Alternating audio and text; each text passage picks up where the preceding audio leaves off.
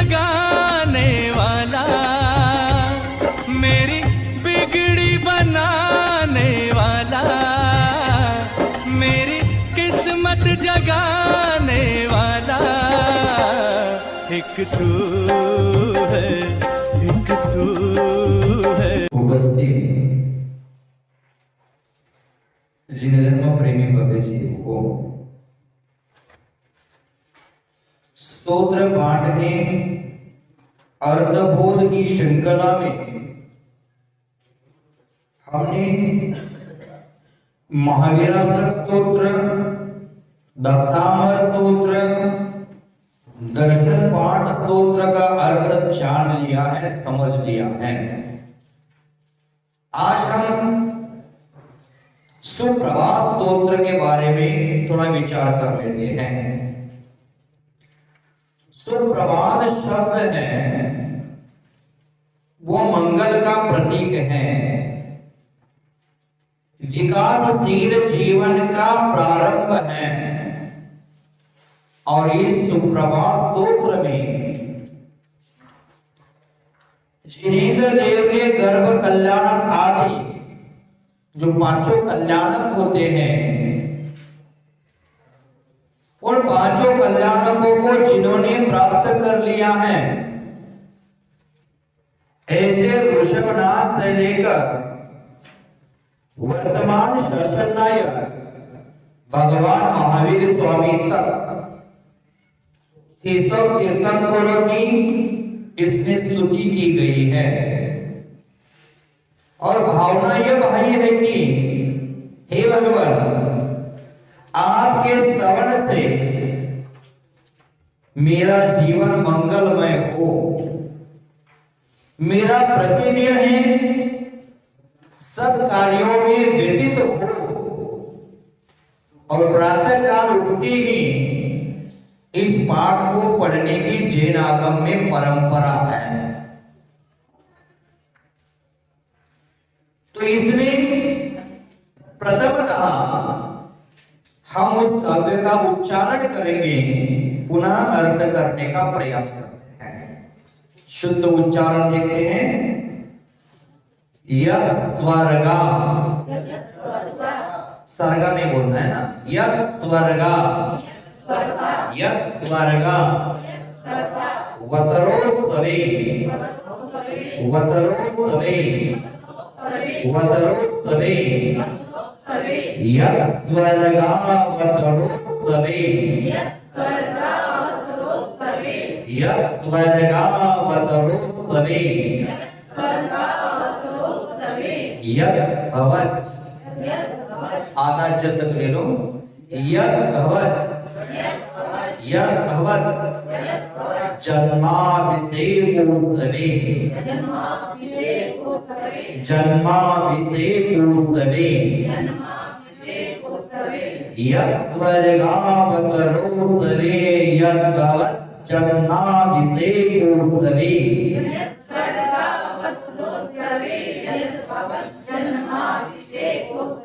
यत् दीक्षा, आधा दर पूरा दर, यत् दीक्षा, यत् दीक्षा ग्रहणोत्सवे, ग्रहणोत्सवे, यत्खिल, यदखिल ज्ञान, ज्ञान प्रकाशोत्सवे, प्रकाशोत्सवे, यदीक्षाकरणोत्सवे, यदखिल ज्ञान प्रकाशोत्सवे,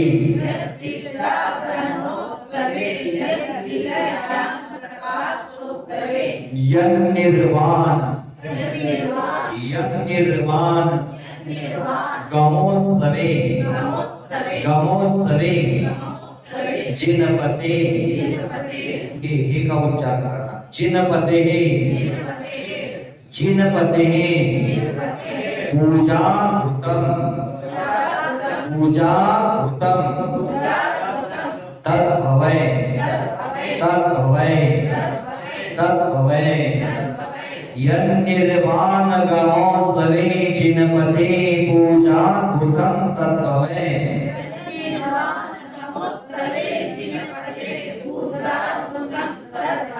संगीत संगीत संगीत स्तुति स्तुति मंगलय मंगलय संगीत स्तुति मंगलय संगीत स्तुति मंगलय प्रसरताम प्रसरताम प्रसरताम में सुप्रभातोत्सवः सुप्रभातोत्सवः। देखो ध्यान देना है दीर्घ ह्रस्व का, सु दीर्घ नहीं करना है। सुप्रभातोत्सव सुप्रभातोत्सव सुप्रभातोत्सव। हम एक बार उच्चारण कर लेते हैं बाद में।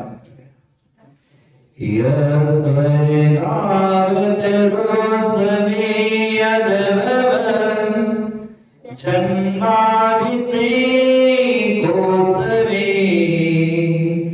यदीक्षागरणोत्सवे यदखिल ज्ञानप्रकाशोत्सवे यन्निर्वाणगमोत्सवे जिनपति पूजाकृतं तद्भवे संगीत स्तुति मंगलय प्रसरताम मे सुप्रभातोत्सव।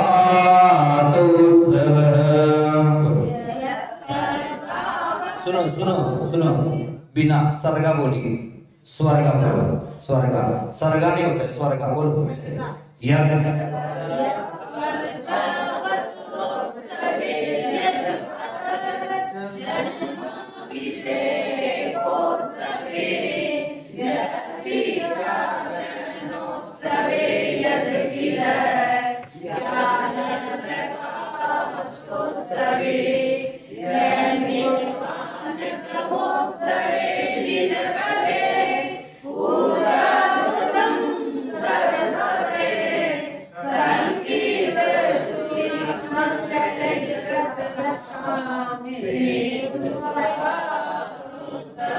बाकी सब अच्छा बोले हैं। एक स्वर्गा पर ध्यान देना और एक पूजा पर ध्यान देना। पूजा को दीर्घ कर देना, तभी जाकर आगे का उच्चारण ठीक निकलेगा। पूजा आपने ह्रस्व कर दिया, उसको दीर्घ कर दो। फिर से एक बार बोलो, ध्यान रखकर।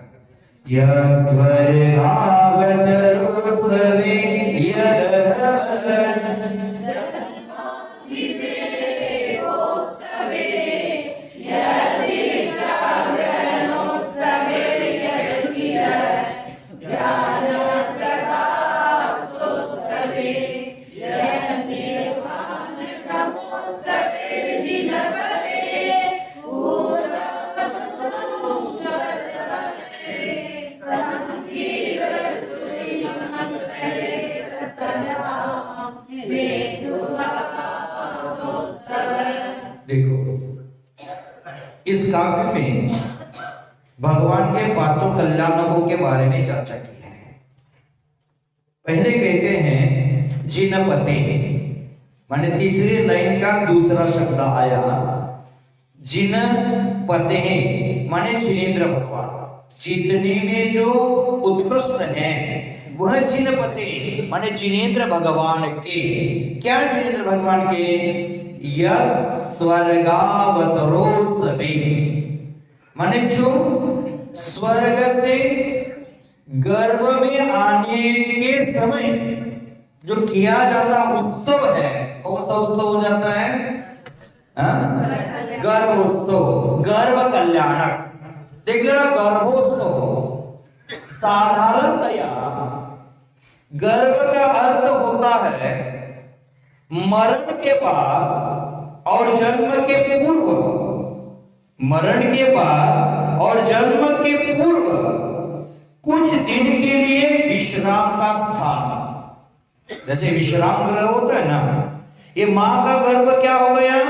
मरण के बाद और जन्म के पूर्व का विश्राम गृह, वहां विश्राम करना है। लेकिन विश्राम तो मिलती नहीं वहां, क्योंकि पंडित दौलतराम जी ने छाड़ा में कहा है, जननी जननी उदर वसु नवमास अंक संकुचते पाइत्रस, माने मां के गर्भ में 9 मास वह संकुचित रहकर शरीर को सिकुड़ करके रहा और अनेक प्रकार की वेदनाओं को सहन करता रहा।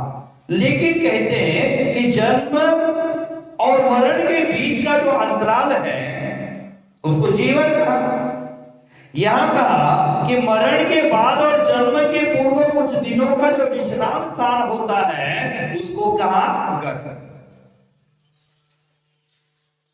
अब यहां हमारा मरण हो गया, आगे जन्म होता है। जन्म कल्याणक हम कब मनाते हैं? मां ने जब बच्चे को जन्म दिया तब मनाते हैं। लेकिन उसके पहले गर्भ कल्याणक है। हम जब माता पिता का संपर्क होता है उसी समय वहां जीव उत्पन्न हो जाता है। जैसे कहते हैं ना, यहाँ किसी जीव का मरण हो गया तो अगली गति में उत्पन्न होने के लिए कितना समय लगता है? 2 अथवा 3 समय, ज्यादातर ज्यादा 3 समय, चौथे समय में वहां वो उत्पन्न होगा ही होगा। तो कहते हैं कि गर्भ कल्याणक है, गर्भ के साथ कल्याणक शब्द जोड़ा गया है यहाँ, जिस कारण से गर्भ में कुछ विशेषता आ गई, कुछ अतिशय प्रकट हो गई, देवी देवता का संबंध जहां जुड़ गया, रत्नों की दृष्टि जहां होने लगी, 8 प्रकार की देवियां, 56 प्रकार की कुमारिका सेवा में आ गई।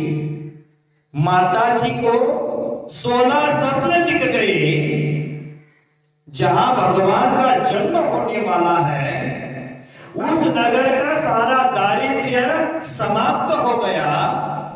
दैनिकनी में रत्नों की वर्षा होने लगी और ये धरती हिरण्य गर्भा हो गई। दुखी जीव सुखी होने लगे। इसलिए एक पुण्यात्मा के गर्भ में आने के उपरांत जो बाह्य की परिस्थिति बदल जाती है उसी का नाम गर्भ कल्याणक है। आचार्य भगवान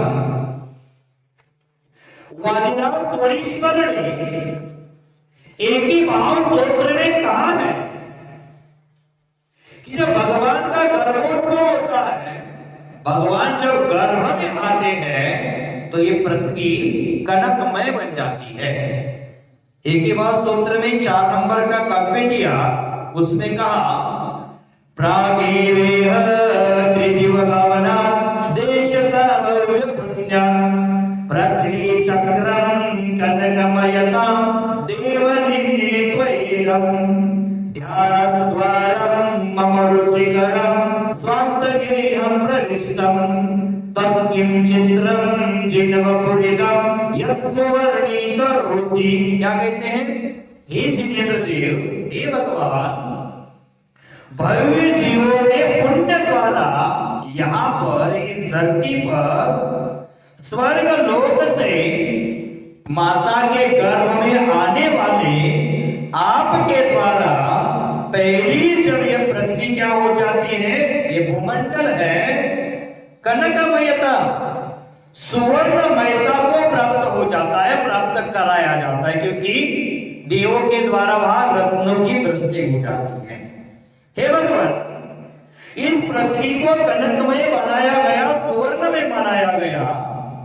अगर हे जिनेंद्र ध्यान के द्वारा ध्यान रूपी दरवाजे से युक्त मेरे सुंदर मन रूपी मंदिर में आप प्रविष्ट हो जाएंगे तो मेरे शरीर में जो कुष्ठ रोग की पीड़ा हो गई है वो नष्ट हो जाएगी और मेरा शरीर क्या हो जाएगा, सुवर्णमय हो जाएगा। इसमें क्या आश्चर्य है। और भी कहते हैं कि जो मंदिरों में मानस्तंभ बनते हैं, कहाँ बनते हैं मानस्तंभ? मंदिरों में बनते हैं कि मंदिर के प्रांगण में बनते हैं? जैनाचार्यों ने कहा है कि समोशरण में अकृत्रिम चैत्रालय में मानसतंभ निर्माण की विधि बताई है, लेकिन आज वर्तमान में हम कृत्रिम चैत्रालयों में भी मानसतंभ बनाए देखे जा रहे हैं। वो मानसतंभ बनता किस चीज से है? अब यहाँ का मानसतंभ हमारे मंदिर में बनाने की कल्पना करेंगे तो क्या चीज का बनेगा? पाषाण का बनेगा। आचार्य भारतीराज सूरी ने भी उसी को इस काव्य में कहा है, 9 नंबर के काव्य में, पाषाणात्मा तदितर समः केवलं रत्नमूर्तिर् मानस्तंभो भवत च परस् तादृशो रत्नवर्ग। हे भगवान, मानस्तंभ पाषाण का बना है अथवा अन्य पत्थर से निर्मित है, फिर आप उसमें विराजमान होने से वो रत्नमयी बन जाता है। तो आप मेरे हृदय आसन पर विराजमान होने के उपरांत मेरा शरीर सुवर्णमय क्यों नहीं बनेगा? क्योंकि वादिराज आचार्य को कुष्ठ रोग हुआ था और उसी समय ये स्तोत्र की रचना हो गई और उनका कुष्ठ रोग दूर हो गया। 25 काव्य का स्तोत्र है और 26वां काव्य वादिराज आचार्यों की स्तुति में किसी ने लिखा होगा और उसके साथ जोड़ा होगा। आज वो स्तोत्र के साथ जुड़ गया है और हम बोलते हैं कि वादिराज आचार्य द्वारा लिखा एक ही स्तोत्र 26 काव्यों का है, ऐसा बोला जाता है। तो यहाँ कहते हैं कि गर्भोत्सव है और इस गर्भोत्सव में क्या हुआ? इस पृथ्वी को रत्नमयी बनाया गया, क्योंकि रत्नवृष्टि होती है। कितनी होती है? एक टाइम में ऐसे 4 बार दिन में रत्नवृष्टि होती है। कुल मिलाकर 14 करोड़ रत्नों की वृष्टि। हमारे पास एक रत्न भी नहीं है और डेली 14 करोड़ रत्नों की वृष्टि। कितने दिन? 15 माह तक। माने गर्भ में आने के पहले 6 माह और गर्भ में बालक है उसके बाद 6 महीने, माने 9 महीना। कितना हो गया? और रोज का 15 महीने के दिन कितने हो गए? 31, 30 की होते नहीं, 30 के हिसाब से पकड़ लेना।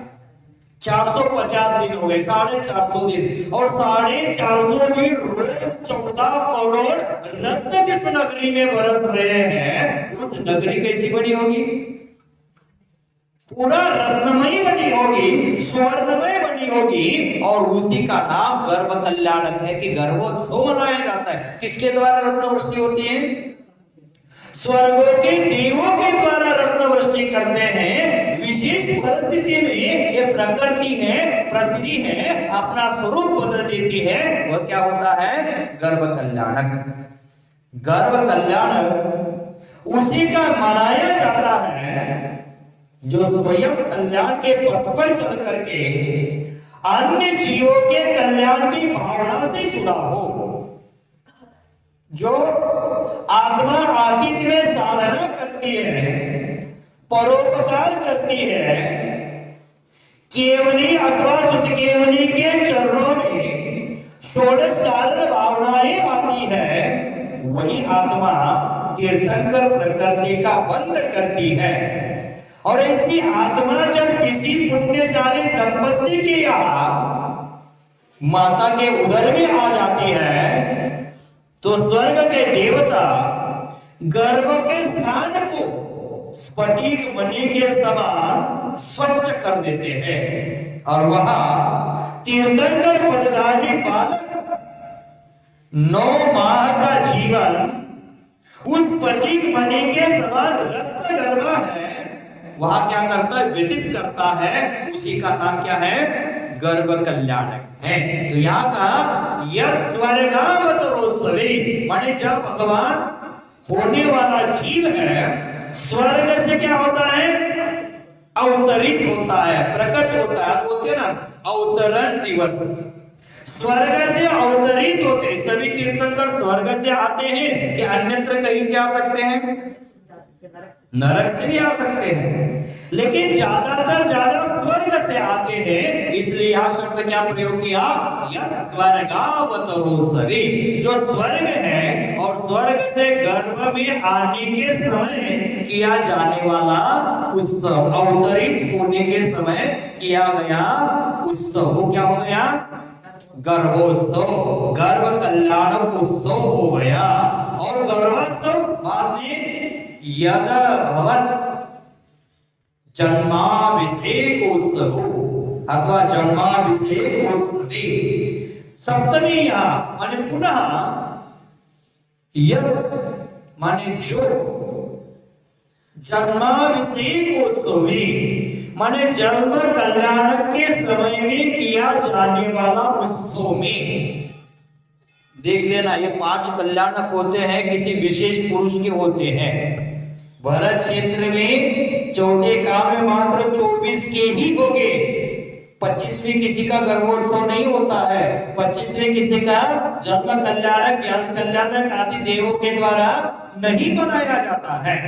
इनका महान पुण्य होता है तो गर्व से उनका उत्सव मनाते हैं। जैसे देखो, ये बहुत महत्वपूर्ण है, स्तोत्र बहुत महत्वपूर्ण है कि यद अभवत जन्माभिषेकोत्सवे, माने जो जन्मोत्सव के समय में किया जाने वाला उत्सव है। अब जन्मोत्सव क्या होता है, आप जानते ही हैं कि जन्म कल्याणक आप हर बार मनाते हैं, लेकिन जन्म कल्याणक में पांडुक शिला पर अभिषेक किया जाता है। जैन दर्शन में भगवान जन्मते नहीं है, किसका जन्म होता है, जैन दर्शन में भगवान जन्म नहीं लेते, जैन दर्शन में भगवान बनते हैं। जैन दर्शन में उन्हें ही परमात्मा माना गया है जो जन्म मरण आदि 18 दोषों से मुक्त हो चुके हैं। शुद्ध पिपासा जरा तंक जन्मांतक वयस्मया न राग द्वेष मोहास्य आदि 18 दोष गुरुदेव समंत वल्लभ आचार्यों ने रत्नकरंदक श्रावकाचार्य में आपके सामने रखे थे। जो 18 दोषों से मुक्त हैं वह भगवान माने जाते हैं, लेकिन कोई भव्य आत्मा अतीत में इतना पुण्यार्जन करता है, परोपकार की भावना करता है, जगत कल्याण का लक्ष्य रखता है,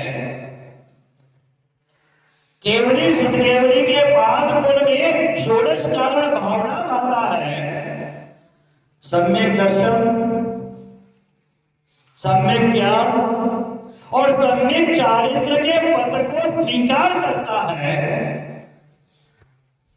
समस्त क्रियाएं संसारी प्राणी के कल्याण की भावना से उनकी भरी होती है, तब कदाचित किसी आत्मा ने सबसे ज्यादा पुण्यशाली प्रकृति तीर्थंकर प्रकृति नामक पुण्य वर्गना का आगमन होता है। और ऐसा जीव स्वर्ग से च्युत होकर के 9 माह तक मां के पवित्र गर्भ में रहता है, रत्न गर्भ में रहता है, और वहां से पुनः स्वर्ग से च्युत होकर मनुष्य लोक में आते हैं। तभी उसका इस धरती पर सौधर्म इंद्र के द्वारा जन्म कल्याणक मनाते हैं।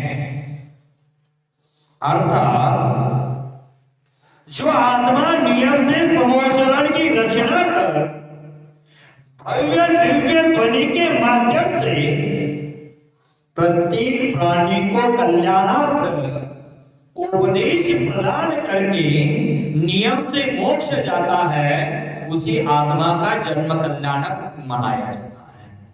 सभी का नहीं जन्म कल्याणक मनाया जाता। हम आज वर्तमान में जन्म जयंतियां मनाने लगे, हमारे बर्थडे मनाने लगे, लेकिन जन्म कल्याणक किसका होता है? अब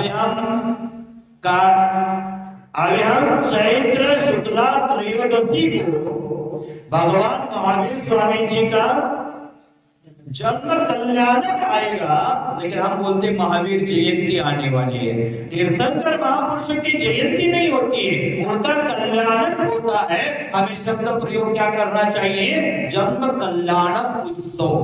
और जन्म कल्याणक उत्सव में जो महोत्सव मनाया जाता है देवेंद्रों के द्वारा, वह क्या होता है? जन्मोत्सव हो गया, जन्म कल्याणक हो गया। बंधु,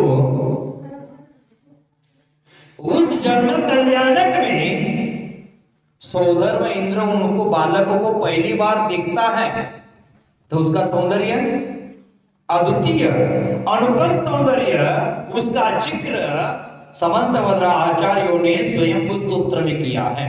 कहते क्या है? तव रूपस्य सौंदर्यम दृष्टि तृप्ता मना विवाह द्वयाक्ष सहस्राक्ष बहु बहु विस्मय। भगवान आपका रूप और आपका सौंदर्य देखकर दो आंख वाला इंद्र तृप्ति को नहीं प्राप्त होता है, तो कितना आंख बना लेता है? सहस्र आंख बना लेता है और पांडुक शिला पर ले जाता है। और वहां जाकर जो प्रतिदिन 14 करोड़ रत्नों की वृष्टि हो रही थी, और उसके उपरांत जन्म समय में सोदर महेंद्र उनकी सेवा में तल्लीन हो जाते हैं। मेरु पर्वत पर जाकर क्या करते हैं? 1008 कलशों से भगवान का अभिषेक कर लेते हैं। और अभिषेक करने के उपरांत तांडव नृत्य करते हैं, आनंद नाटक आदि करते हैं। तो वो क्या होता है? जन्म कल्याणक उत्सव हो गया। पुनः इस जन्म मरण की संतति का छेद करने हेतु इस नश्वर शरीर और संसार से वैराग्य जब उत्पन्न हो जाता है, तब क्या होता है? दीक्षा महोत्सव होता है। तो वही कहा यद दीक्षा ग्रहणोत्सवे, माने यद जो दीक्षा ग्रहण के समय में किया जाने वाला उत्सव। दीक्षा के समय उत्सव होता है कि नहीं होता? 2 साल पूर्व 10 नवंबर को, आज 11 नवंबर है, 10 नवंबर को कल्प वृक्ष सागर महाराज जी का दीक्षा महोत्सव हो गया था। यह दुलियान नगरी उस समय दुल्हन जैसी सजी थी। आनंद उत्सव चल रहा था। पहले पूरे 8 गांवों में बिलोनी होगी, गोद भराई हो गई। आपके गांव में 10 दिन का महोत्सव था, उसमें भी रोज उनकी बिलोनी निकलती थी, रोज गोद भराई होती थी। इतना उत्सव हमारे यहाँ चल रहा था। हल्दी का प्रोग्राम उत्सव के साथ, हल्दी के साथ मेहंदी का प्रोग्राम उत्सव के साथ, गोद भराई का, सभी प्रोग्राम में हमें इतना आनंद था, इतना आनंद था। एक आज पंचम काल के पुरुष की दीक्षा हो रही है, तो इतना उत्सव। और ये तो त्रैलोक्य के नाथ बनने वाले हैं, तो उसके समय सोधर महेंद्रों के द्वारा इतना दीक्षा का महोत्सव बड़े रूप में किया होगा।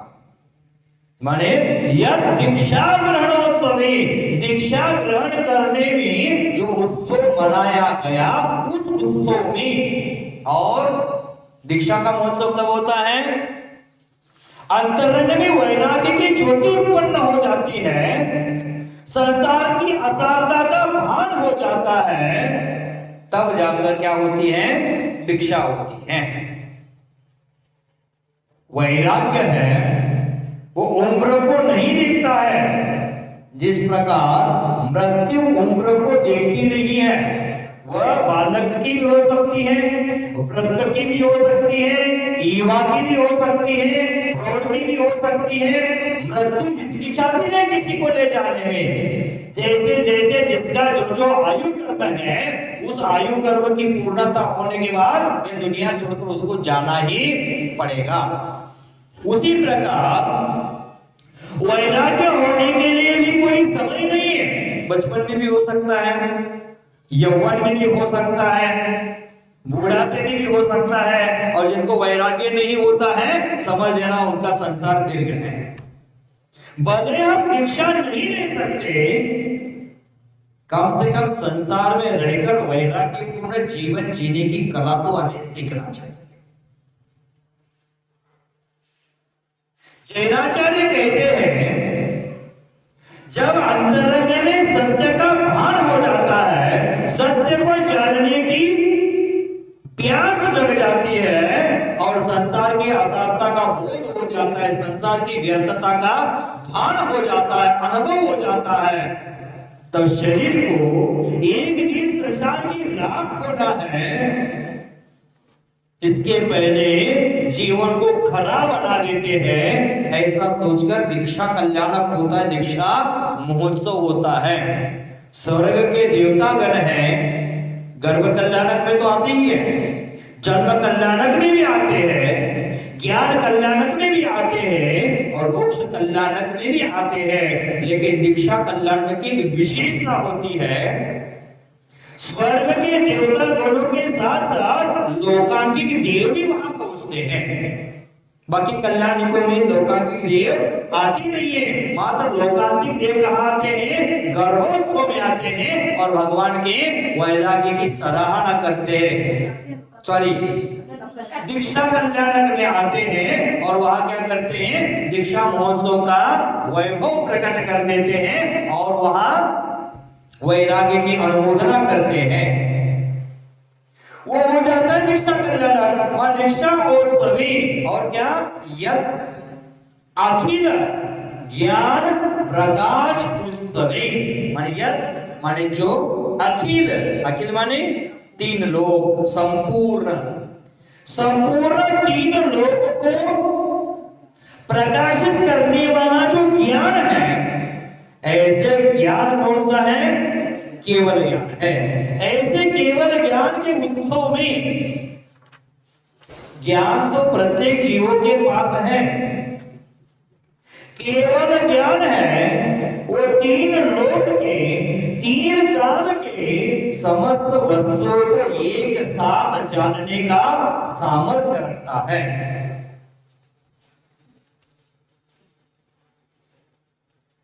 और संसार में कोई भी व्यक्ति हो, कोई भी जीव हो, वो ज्ञानधारी होता है, ज्ञान से रहित नहीं होता है। लेकिन सबको केवल ज्ञान प्रकट नहीं होता है। आपके पास ज्ञान है कि नहीं है? है। ज्ञान दर्शन आत्मा का स्वभाव ही है, लेकिन केवल ज्ञान प्रकट हो जाता है, उन्हीं का महोत्सव मनाया जाता है। और जिनके ज्ञान में तीन लोक हैं, तीन लोक में जितने द्रव्य है, गुण है और गुणों की पर्याय है, वो एक साथ उसी आत्मा में प्रस्फुटित होती है।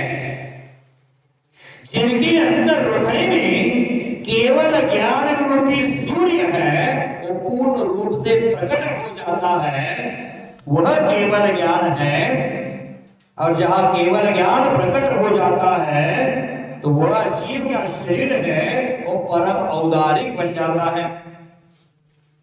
औदारिक शरीर होता है और परम औदारिक शरीर, परम औदारिक शरीर किसका है? तीर्थंकरों का, केवल भगवंतों का। और औदारिक शरीर मनुष्य और त्रियंचों का होता है, वैकृत शरीर देव और नारकियों का होता है। तेजस्कारवान शरीर सभी संसारी जीवों को होता है। तो वहां परम औदारिक शरीर हो जाता है और केवली भगवान गंधकुटी में अथवा समोसर में विराजमान होकर के तत्वों का उपदेश देते हैं। वह हो जाता है केवल ज्ञान कल्याण उत्सव। और उस केवल ज्ञान कल्याण उत्सव में और क्या? यद निर्वाण गमोत्सवे, और ये पांचवा कल्याण कौन सा आ गया? यद निर्वाण गमोत्सवे, और निर्वाण में गमन जिसने किया, मोक्ष की प्राप्ति के समय में किया जाता जो महोत्सव है, ऐसे महोत्सव में जैन दर्शन में मोक्ष को निर्वाण कहा जाता है। एक आत्म साधक शुद्धात्मा की प्राप्ति की आकांक्षा को लेकर आत्म गहराई में प्रवेश करता है और आत्म गहराई में प्रवेश करने के लिए बाह्यांतर परिग्रह का त्याग करता है, राग द्वेषादि को छोड़ देता है और मात्र अपनी निशुद्ध आत्मा का आलंबन लेता है, अवलंबन लेता है। वह अंतिम समय में सूक्ष्म क्रिया प्रतिपत्ति विपरीत क्रिया निवृत्तिनी ध्यान में प्रवेश करता है, गातिया कर्म की बची प्रकृतियों को ध्वस्त कर देता है, नष्ट कर देता है और उनका शरीर कर्पूर जैसे वायुमंडल में विलीन हो जाता है, नख और केश बच जाते हैं।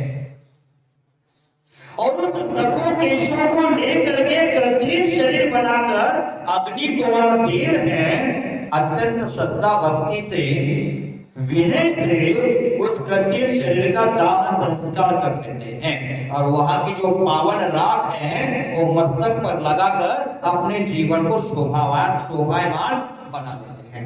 कृत्रिम शरीर बनाते हैं तो वही शरीर है तो उसमें अलग-अलग सब शास्त्रों में अलग-अलग, लेकिन शरीर तो कर्पूर की भांति उड़ जाता है, सभी जगह आया है उधर कि शरीर भी रहता है और न कि उसका देव अग्निकुमार देव जो है ना, शरीर कर्पूर की भांति उड़ जाता है। यही उदाहरण सब जगह आए हैं। मैंने तो अभी तक वो पढ़ा नहीं है, कई उदाहरण आपने पढ़ा होगा तो मेरे पास आएगा। सभी जगह कर्पूर की तरह बताया है, लेकिन आपने कहां पढ़ा है मुझे पता नहीं, मेरे नॉलेज में अभी तक तो नहीं आया है। आपने पढ़ा होगा तो मुझे दिखा देना, पूर्वाचार्य प्रमाणित हो तो उसको स्वीकार कर लीजिए। कपूर की भांति उड़ जाता है, लेकिन प्रसंगानुसार हम समझ लेते हैं, आगे का आगे विषय देख लेते हैं, जिस समय डिस्कशन हो जाएगा उस समय। लेकिन मैंने तो आज तक पढ़ा नहीं है, ना किसी बड़े महान आचार्य के द्वारा सुना नहीं है, मंत्रालय के द्वारा पहली बार सुना है। देखिए क्या है उस पर कहीं पढ़ाई है वही बोल वही ना, वही पढ़ा है, कोई विशेष व्यक्ति ने लिखा होगा, उनकी कल्पना से लिखा होगा तो उसको हम प्रमाणभूत नहीं मानेंगे। पूर्वाचार्यों का हो तो उसको प्रमाणभूत हम मान सकते हैं। समझ गए? हाँ, नख और केशों को लेकर अग्नि कुमार कृत्रिम शरीर बनाकर करता है। ये भी उदाहरण आए हैं। तो नख केशों को बचते हैं। नख केश क्यों बचते हैं? शरीर है, उनका शरीर कैसे होता है? वज्र वृषभ नारा सहनन वाला होता है, समचतुर संतान वाला होता है, उनकी हड्डियां सांधियां सब वज्र के होते हैं। वज्र जैसा शरीर भी कपूर की तरह वायुमंडल में विलीन हो जाता है। नख और केश क्यों बचते हैं? कभी चिंतन। नख होते हैं और केश होते हैं, उसमें आत्म प्रदेश नहीं होते, माने जो आगे नाखून बढ़ता है उसमें जड़ में तो होते हैं, लेकिन नाखून जो आगे बढ़ता है वो हम काटते हैं तो उस समय में दर्द होता है क्या? थोड़ा पीछे लग जाए तो जहां आत्म प्रदेश है वहां वेदना हो जाएगी, जहां आत्म प्रदेश नहीं वहां वेदना नहीं। बाल काटते समय नहीं वेदना होती, इसका मतलब वहां आत्म प्रदेश नहीं होते, इसलिए नख और केश बच जाते हैं। और कृत्रिम शरीर का दाह संस्कार करके क्या करता है अग्नि कुमार देव? वहां की राख जो है मस्तक को लगाता है। सुना है विद्वानों के द्वारा, मनुष्यों के द्वारा कि पावापुरी में जो इतना बड़ा तालाब है, कैसे बना तालाब हो? जहां महावीर स्वामी के कृत्रिम शरीर का दाह संस्कार अग्नि संस्कार किए और अग्नि संस्कार के उपरांत भव्य प्राणियों ने वहां की राख लेकर अपने माथे पर लगाकर उतना बड़ा तालाब बन गया। माने कितने लोग वहां एकत्रित हुए होंगे कि उन्होंने थोड़ी चुटकी भर मिट्टी उठाई, राख उठाई, अपने माथे पर लगाई तो इतना बड़ा तालाब हो गया। कहते हैं कि उस तालाब के जो मछली है, उस मछली के नाक में नथनी हुआ करती थी सोने की। कहते हैं, काल्पनिक होगा कैसे होगा मुझे पता नहीं, आचार्यों का प्रमाण नहीं, लेकिन कहते हैं वहां नतनी रहती थी नाक में, और वहां के मछुआरा कोई मछली पकड़कर मार्केट में बेचने जाए तो वहां की नथनी देकर कोई खरीदता नहीं था।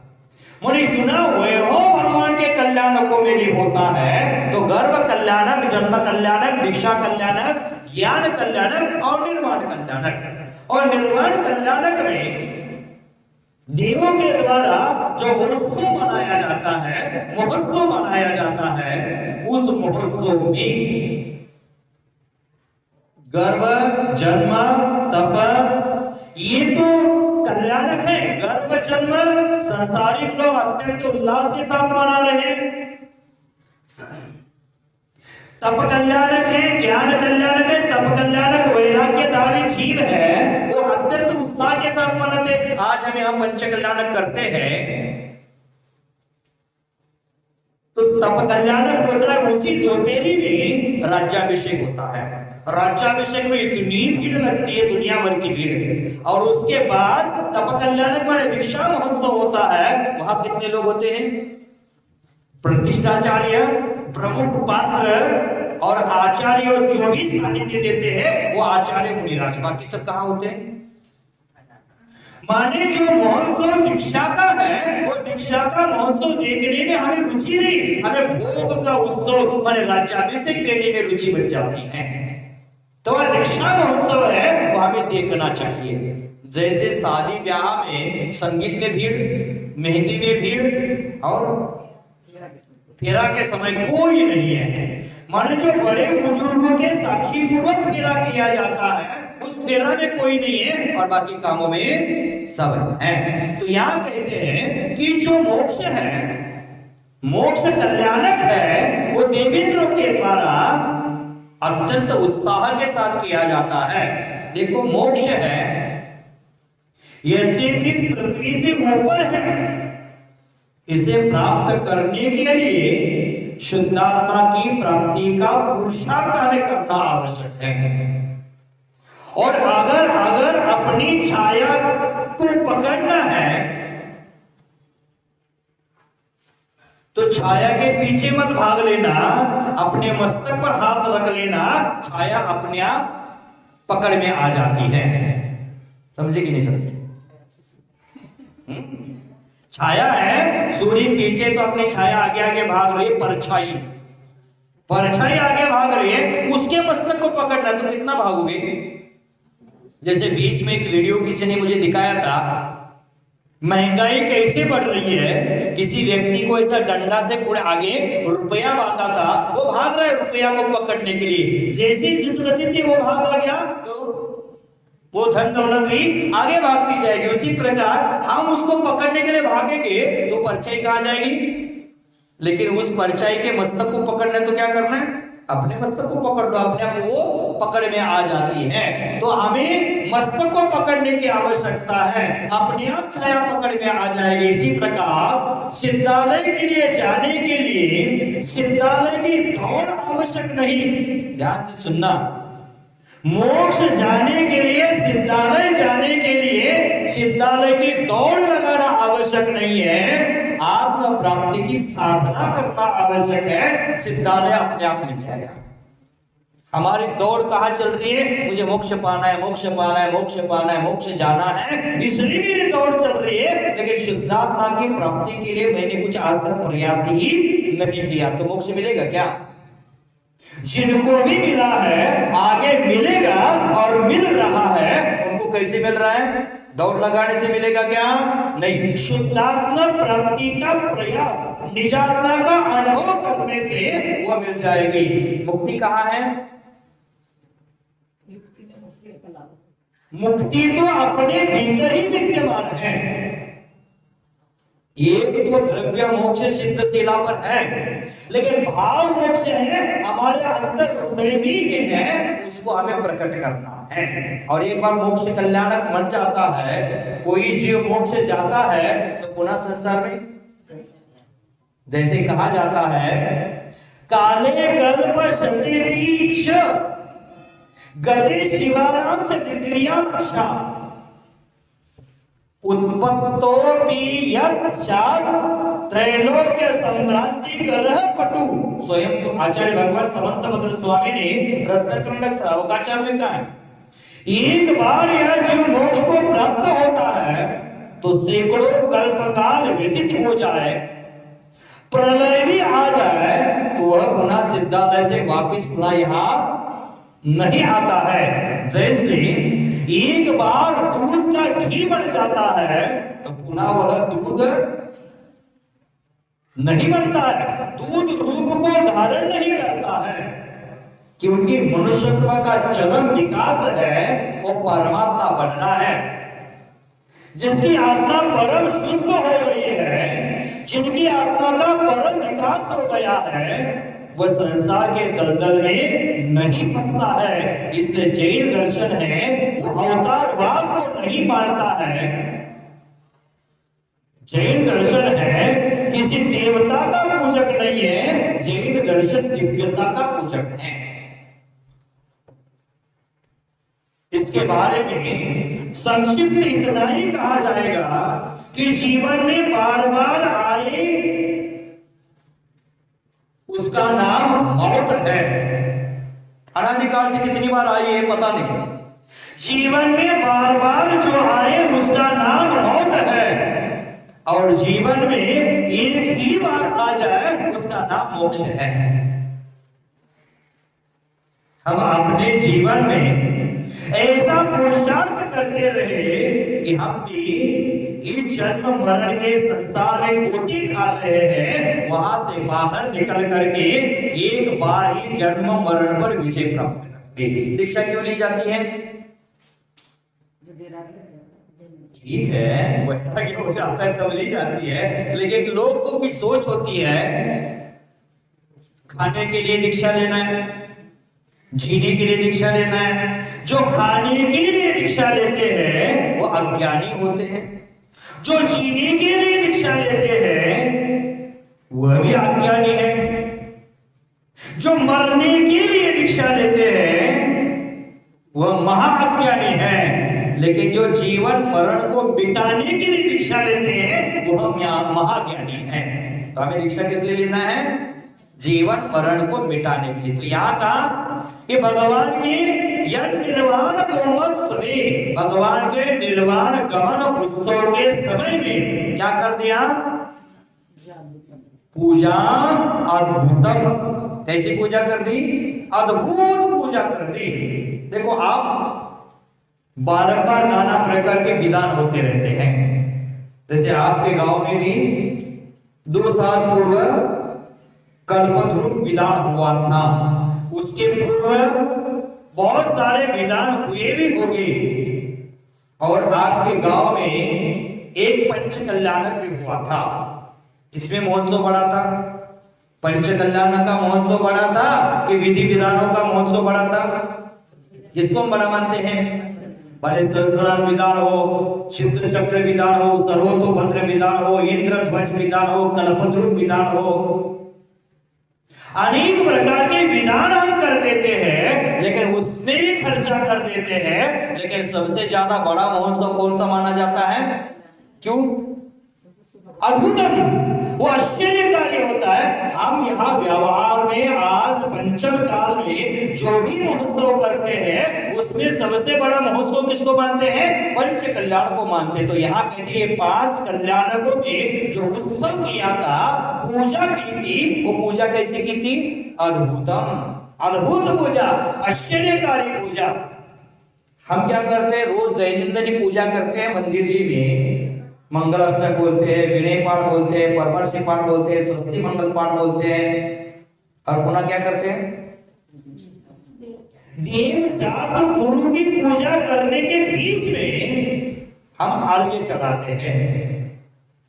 गर्भादि कल्याणक के, पंच परमेश्वरी के, 9 देवताओं के, आदि आदि अपने समयानुसार तत्व सूत्र भक्तांबर जी आदि आदि।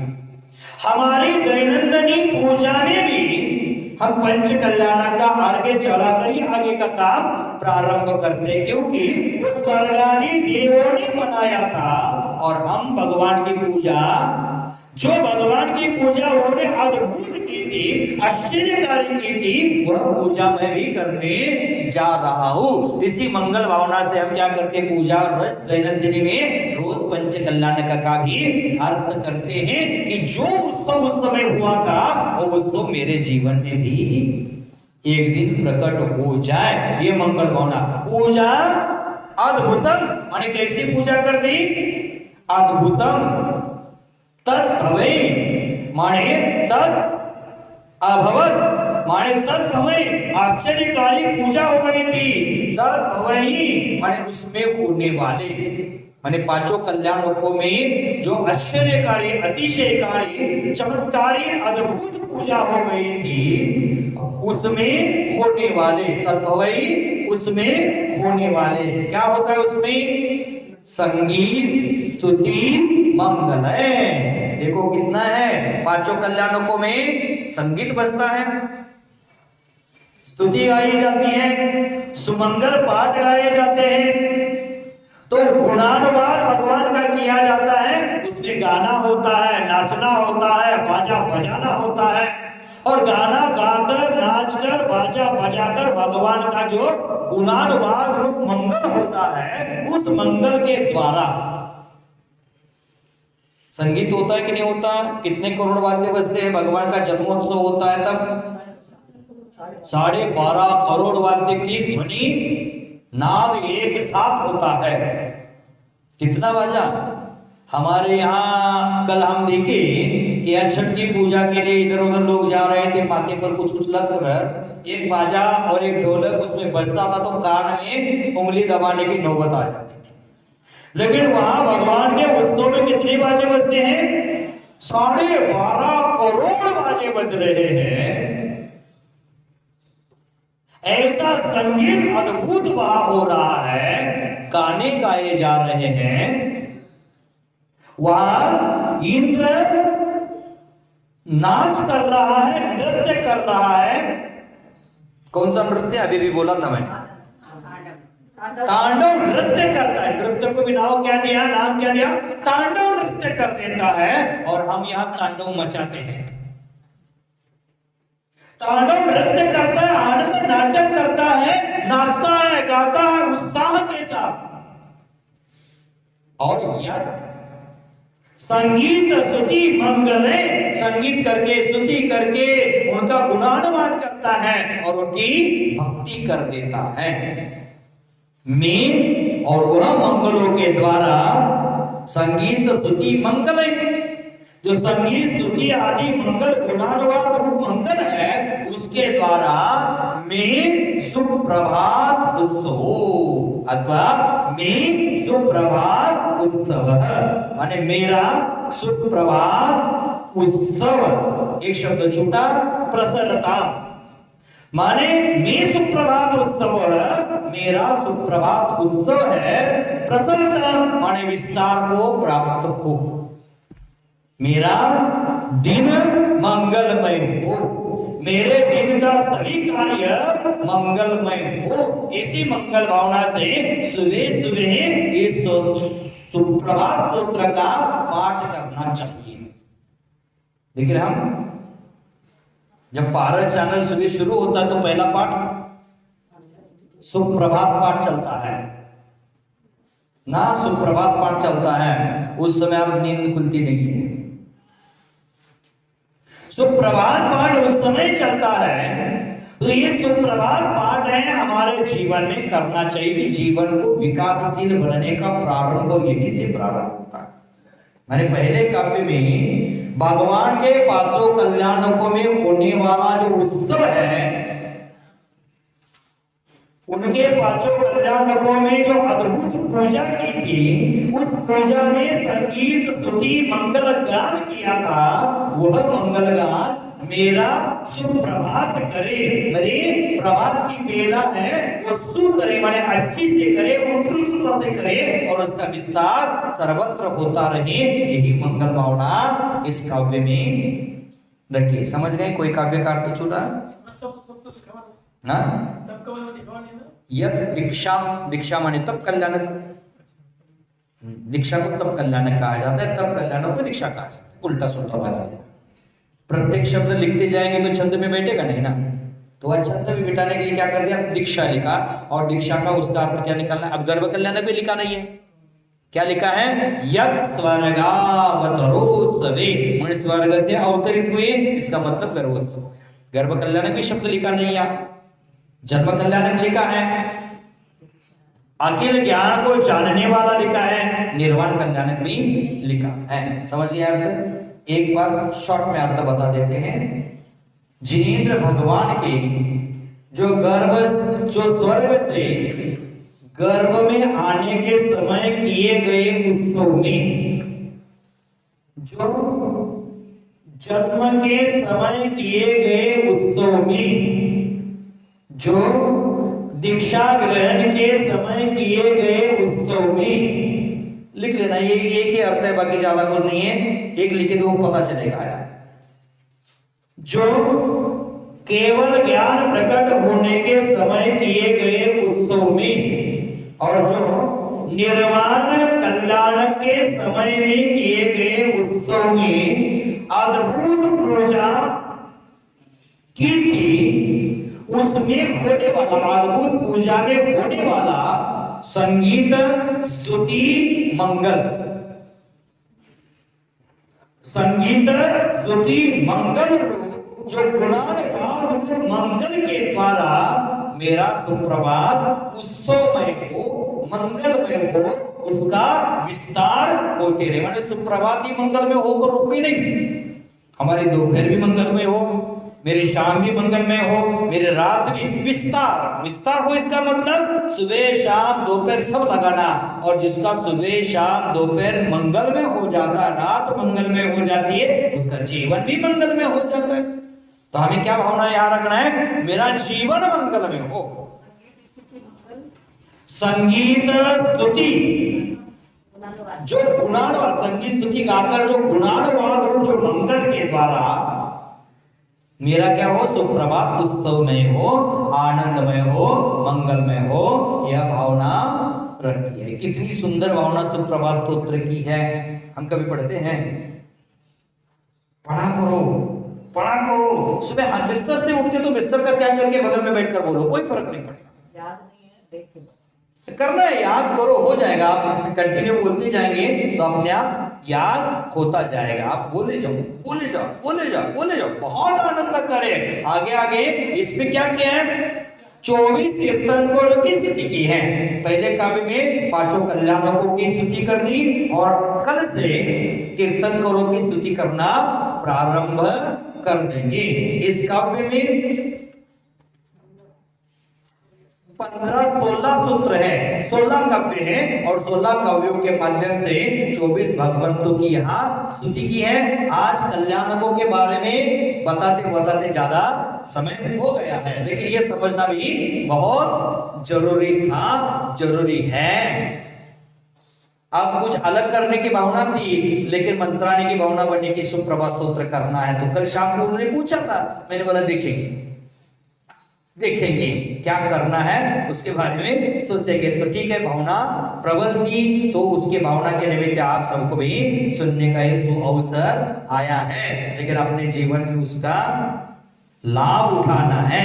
मेरा मंगल सुप्रभात हो, ऐसी भावना इसमें करी है। कल का काव्य कल देख लेते।